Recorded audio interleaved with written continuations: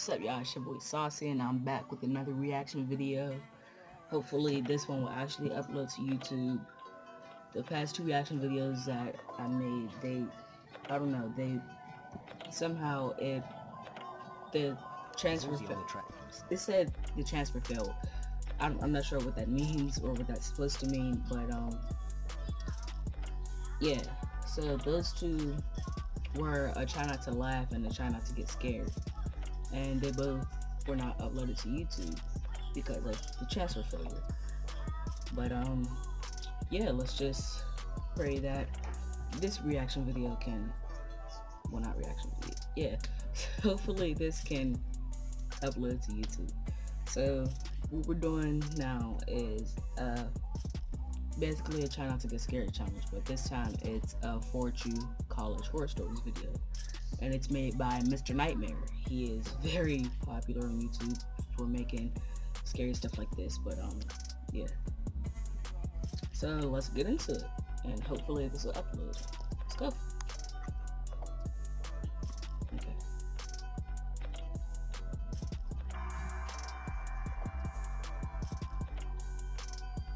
It was my first year of university. I had just finished unpacking all of my stuff into my room, and my family had just left. Later on that same day, my roommate finally arrived, and right from the get-go, I knew this kid was the most socially inept person I'd ever met. I introduced myself as Dan, sticking out my arm for a handshake. He paused, looked down at my arm as if he didn't understand at first, then laughed and went, "Oh," and gave me an almost dead fish handshake. I had to ask him for his name since he didn't even tell me when we shook hands. He was Dale. I tried to make small talk, but he just answered my questions with yes or no's, occasionally awkwardly laughing or smiling. Within minutes, we were both just sitting on our beds, on our laptops, not talking to each other. I was upset and planned on requesting to be placed with a different roommate. Anyone would be better than Dale. I thought Dale was just a really awkward kid, but I soon learned he was much more than just that. I met some of the other kids on my floor and they seemed cool, so that was good. I came back to my dorm after looking around campus the first night to find Dale still in the same position he was in when I left. I said, "What's up, Dale?" and he didn't answer. Not to my surprise. It was 9:30, I didn't have anything to do, so I turned out the lamp on my side of the room and went to bed. I didn't actually fall asleep anytime soon though. Dale was on his laptop until 3 in the morning. When he finally closed his laptop, I fell asleep pretty quickly, but I woke up within the hour. The blinds to our room had been opened, and the moonlight now creeping into the room made everything visible, including Dale sitting on the side of his bed, looking at me. I sat up, rubbed my eyes, and said,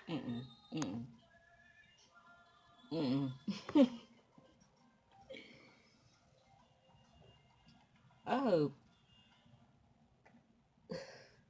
Oh my gosh. I hope something like that doesn't happen to me when I get to college, man. Cause man, I swear, if I wake up, cause I like to wake up in the middle of the night to go to the bathroom, right? Or to get some water, cause you know, we be thirsty when we wake up in the middle of the night. But yeah, so if I wake up in the middle of the night and my roommate is just sitting there staring at me, we gonna have to scrap. Like, whoever wins the fight gets to sleep in that room. Whoever loses gets to sleep in the hallway. Forget that. You're not my roommate anymore. You're the hall mate. That's dead. But yeah, let's get back into it. "Dale, what the hell are you doing?" He whispered back, "Sorry," and laid down. The next morning I woke up to find Dale had already gotten up. I felt like it was the first time he left the room. It was a Saturday, the first Saturday of the year, meaning orientation and all the campus festivities. During the orientation, as my group was walking by the school gardens, I heard a couple of students ahead of me saying, "What is that kid doing in there?" I saw who they were talking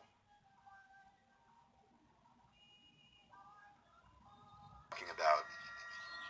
It was Dale, literally sitting in the dirt behind a patch of bushes, rubbing the bark of a tree with his hand.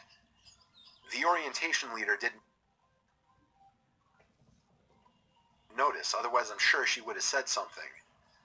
I just walked by not saying anything, eventually telling the two kids I overheard that he was my roommate as a way to start a conversation and maybe make some friends. They apologized for me. None of us really knew if it was appropriate to laugh or not, but we did. I made friends with those two kids, and we made plans to get together that night.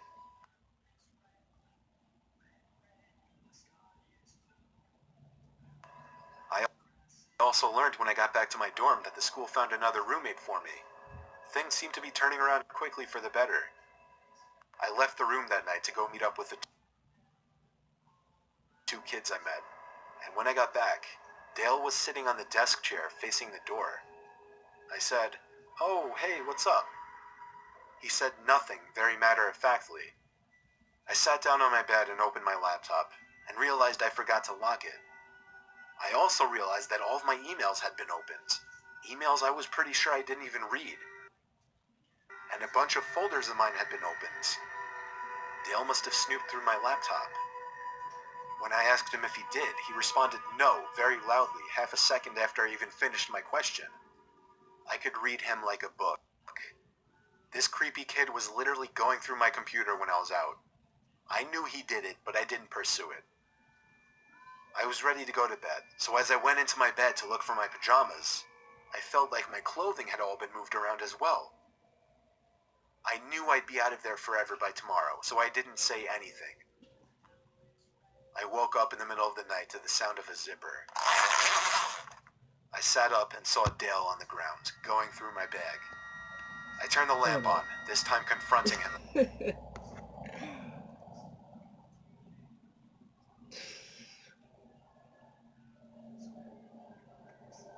If I had paused this video before he said the words, "I woke up and seen Dale on the ground, looking through his bag," I would have automatically thought that he was about to rape him. Hear somebody say the words, "I woke up to the sound of someone unzipping a zipper." That makes me think somebody zipping down their pants, they're about to pull them down, turn you around, and do some strange things. I'm gonna try to edit that out, but yeah, let's go. About it. He played dumb, saying, "I think you have my toothbrush by mistake." It was the closest thing to wits that he'd shown up until that point. Still, I knew he was lying, and I knew something was wrong with him, so I couldn't get physical with him. The next day, I met my new roommate in the same building, and everything went well. Sunday night, after having a decent conversation with my roommate, who was no social butterfly, but was miles better than Dale, we both turned off our lights and went to bed. For the third night in a row, I woke up at some off hour of the night to a strange noise. It was a weird clicking noise. It wasn't consistent, but I'd hear it at least twice every 30 seconds. I got up, hoping to find something innocent, like a heavy bag putting pressure on a weak floorboard. What the fuck is that? Or even a mouse. But as I scoped out the room, I realized the sound was actually coming from the other side of the door.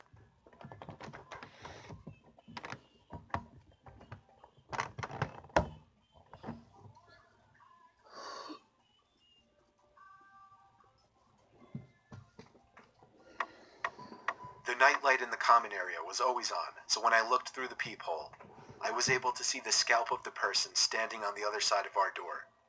They were looking down, so I couldn't see their face, but now that I was paying attention, I realized the tiny clicking noises were actually coming from the doorknob. I was sure the person was trying to unlock the door. Don't sound like a doorknob.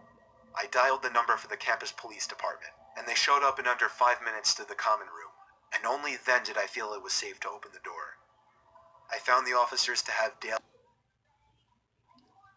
in cuffs. I had a feeling it was him.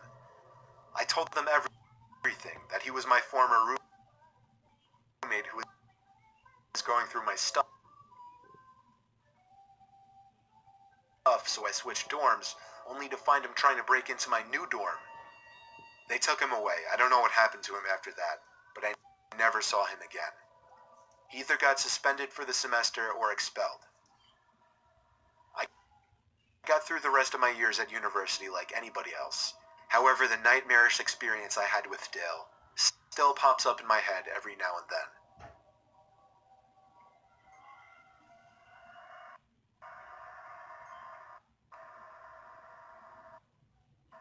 I went to Binghamton University for 2 years. I quickly made a big group of friends there, and we'd go out every weekend. One weekend on a Friday night in October, when my group didn't have any big plans together, me and 2 other close friends decided to hang out in the school nature preserve by the lake. There was this little clearing on the far side of the lake that was convenient for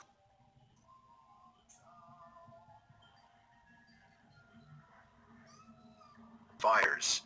Since it was so far from view of the school or campus security, kids would sometimes, but not often, come here to smoke pot, drink, and do basically all the other drugs.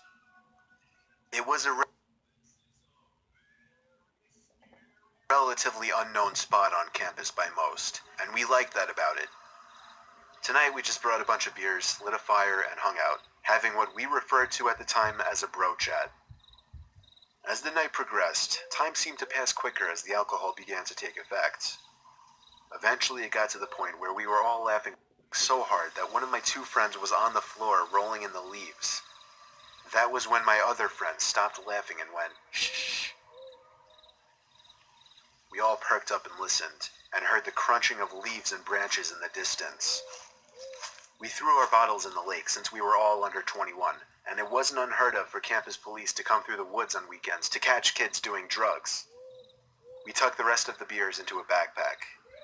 I was moderately drunk, so my paranoia was higher than usual. That was probably the case for all of us. The fire exposed us to anyone passing through the woods. But the thing is, this spot was so unknown and far from campus that it was rare to find anybody else that deep into the woods. It sounded like just one person in the distance.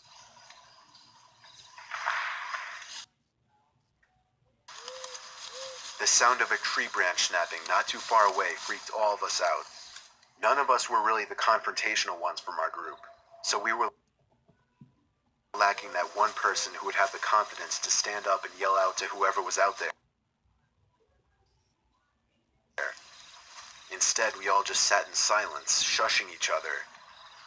We heard what seemed to be somebody or something circling us, or at least walking around in a C shape around our little campsite. It literally started to feel like we were in the movie The Blair Witch Project, because these sounds in the near distance, like cracking tree branches and leaves crunching on the ground, kept echoing over to our campsite. We laughed about it at first, but I personally soon became terrified of who or what it could be. Out of the blue, a huge thud made all 3 of us jump. At first I didn't understand, even though I saw what caused the sound. It took me a few seconds to digest the fact that a branch had been thrown into the center of our little fire site. One of my 2 friends took off running, while my other friend and I sat behind, looking at each other, half laughing, half concerned. I feel like we didn't know yet if this was some kind of joke or not. Then, my friend let out a scream of pain, as he was struck in the face by another tree branch. I grabbed the backpack, helped my friend up off the floor, and we hauled ass back in the direction of our dorm. When we made it to the road separating the nature preserve from our dorm, we stopped to catch our breath. But whoever was out there proved to be following us when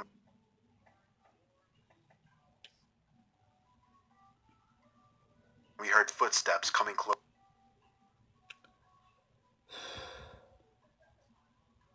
to the road.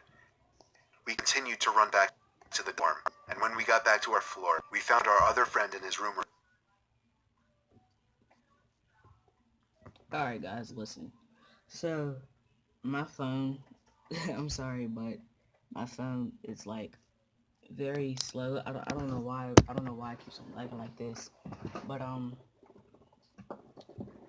yeah, I've got this app called Clean Master, and it should be boosting my phone, making it faster and stuff like that. But ever since I got it, well, I'm not sure if it's because I'm doing this, like recording while I'm watching YouTube, because that's actually making my phone die. But yeah, but for some reason, every single time I make a reaction video or in the middle of making a video, it like lags just like that, like it was while the video was playing. So please don't start a riot in the comments about how my my video is too laggy and stuff like that, how you're gonna unsubscribe and stuff like that. But yeah, just letting you guys know. Let's get back to the video. Ready.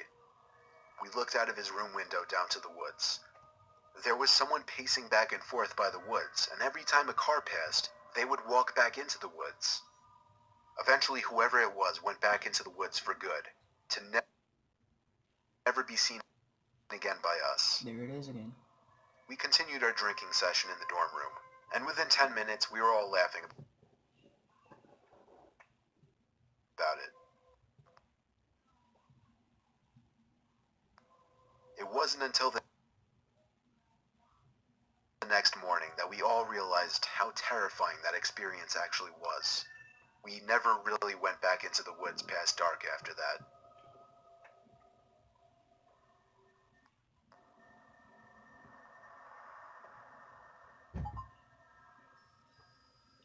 This takes place during the first week of school, my freshman year at the University of Iowa. I was just starting to get comfortable with my roommate. He was dedicated to the idea of rushing a fraternity, and rush week was starting the next week, but the parties were starting Thursday of the first week. My roommate didn't want to go alone because it would be harder to meet people that way, so he wanted me to go. I happily agreed to go with him. Even though I had no interest in rushing a fraternity, I still had intentions to go to parties. After all, I was attending a party school.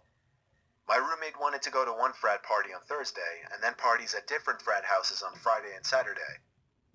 On this Thursday night, we were headed to perhaps one of the lowest ranked frats. I'm pretty sure it was an underground one too. But his logic in attending was to have a backup frat in case the higher ones wouldn't give him a bid. The frat house was really far from campus, in a much more slummy downtown area. We pulled up to a corner house, and if it weren't for the blasting music and cars parked everywhere, we would never picture this house as a frat house. It literally looked like they settled with the first house they found. We knocked on the door to immediately be greeted by some short, chubby guy in a white t-shirt holding a Solo cup. His shirt had sweat stains by his armpits and mid-belly area. He told us to come right in. The party itself was in a horribly dimly lit room, with probably 50 guys bunched up into the living room. It was hot as hell in there to make it even worse. I think I saw maybe 2 girls at the entire party, neither of them even close to attractive.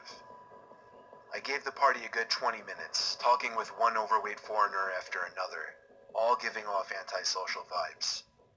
Eventually I waved for my roommate to get ready to leave, but a huge group of guys by the door made us decide to wait a little longer to avoid the awkwardness of leaving early. I continued to drink the cheap beers they were serving. I think I downed 5 cups before I could even feel the buzz.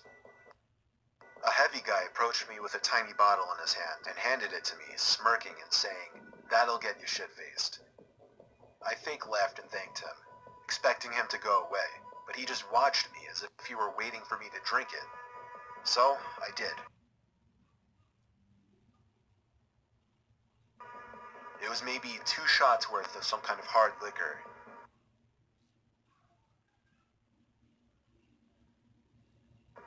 The guy then started making conversation with me, and every time I hinted that I was trying to get away, he would try to pull me further into this otherwise one-sided conversation. Things started to get really blurry pretty soon. I remember feeling dizzy all of a sudden, and the room seemed to be getting darker. That was the last thing I remember before waking up in a dark room, laying in a bed. I could hear the sound of music muffled behind closed doors, so I knew I was still in the frat house. It was a very dark room, however I could still make out certain furniture in the room, and a small closet door, not much else though. But even over the blaring music, I heard the sound of a plastic bag being crunched from the closet, as if somebody had stepped on it by mistake. I ran out of that room and down the stairs back to the overcrowded living room. I found my roommate and pushed him out the front door, past the group of guys still standing in a circle right next to it. During the car ride back to campus, I told my roommate I was drugged. He almost called the cops, but I said it would be foolish and pointless. My roommate then asked me an awkward question. Was I taken advantage of? I didn't feel any type of pain, and my clothes were all still on the same, so I assumed not. When I did a time check, I realized I'd only been out for maybe 10 minutes before waking up. Whatever the guy gave me must have been a dud or something, thank God.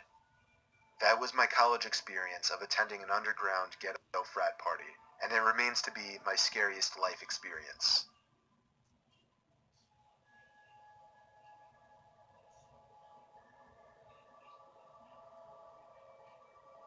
I had a single dorm my first semester of sophomore year.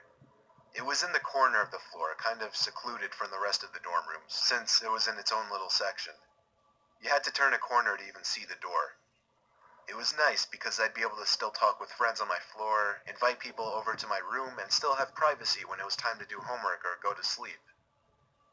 A few weeks into the semester, while studying for a bio exam, the silence was interrupted by a noise. It took me a bit to realize it was a light tapping on the door. It was so light that I almost didn't even hear it.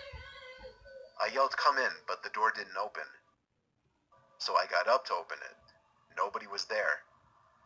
I walked around the corner to look down the hall. Nobody.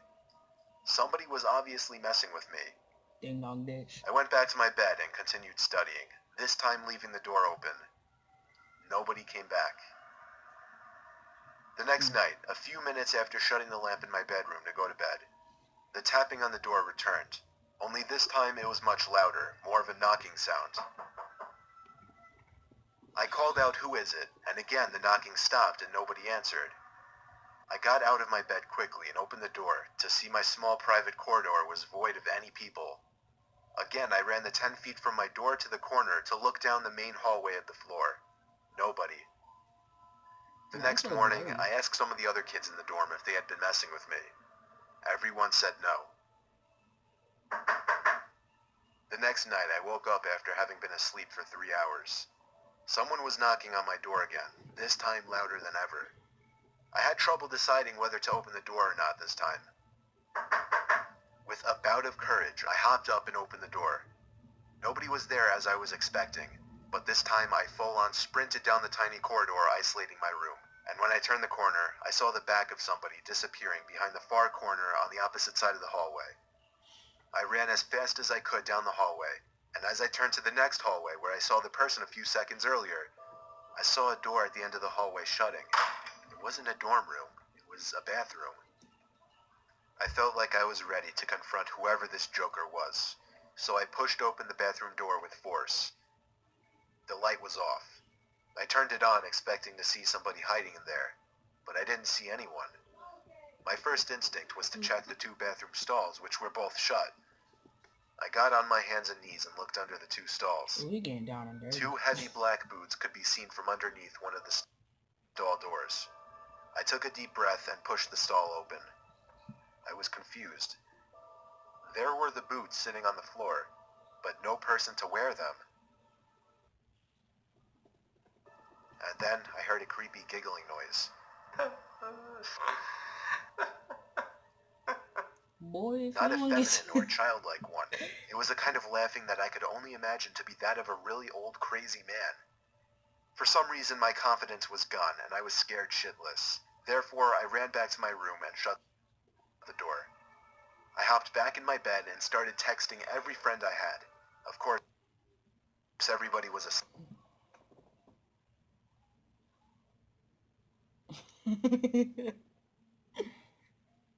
though. The knocking happened one more.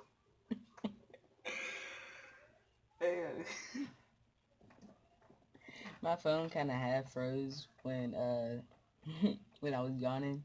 So for like 5 seconds, I was just sitting there like, y'all might see it. Let's get back. I get about almost 50 Time seconds that left. night. I ignored it. It went on for about 30 seconds before whoever that person was finally gave up. I spoke to everybody on my floor the next day. Nobody else heard any knocking, and everybody swore they weren't pranking me. Everybody seemed sincere. I don't know why this person chose to harass me, or who this person was. Judging by the boots and the laughing I heard, this was an older man though, and that disturbs me. Was the janitor.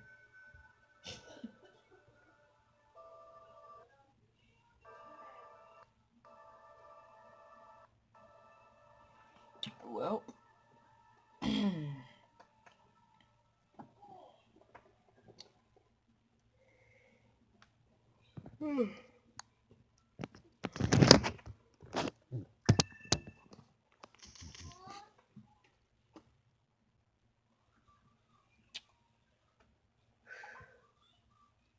okay.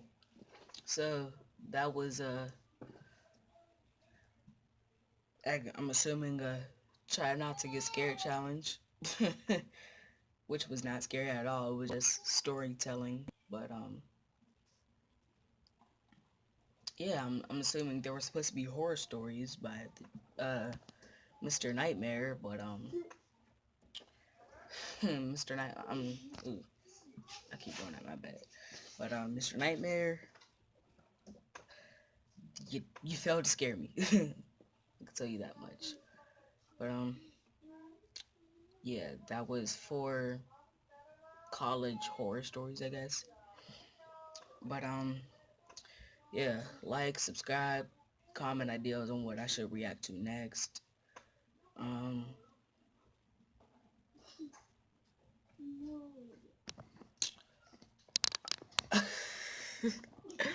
sorry, I'm tired, but pow! Yeah, he also pooped.